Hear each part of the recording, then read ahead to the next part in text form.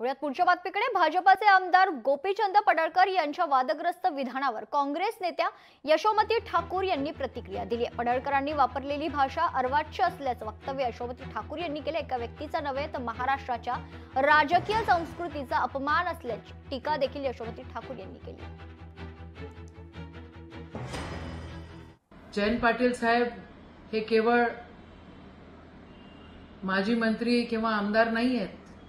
हे राजाराम बापूचा पूर्ण वारस आहे आणि राजाराम बापूंनी शेतकऱ्यांसाठी, या दीनदलितांसाठी, महाराष्ट्रासाठी त्यांचं योगदान खूप मोठं आहे. अहो, कोणत्या पातळीवर बोलताय? काय चाललंय या महाराष्ट्रामध्ये? आणि यांना तंबी कशी देत नाही? देवेंद्र फडणवीस साहेब, तुम्ही कशा प्रकारे संस्कृतीचं जतन करतायत हे तर अख्खा महाराष्ट्र बघतोय. कोणाच्या आई बहिणींना आम्ही बोलणार नाही, पण अहो जरा झाकून बघा. खुद के गिरिबान में झाक के देखिए हो क्या रहा है. या सगळ्या गोष्टी अतिशय वेदनादायक आहे. लोकशाही मराठी ऐका, पहा, जागरूक रहा.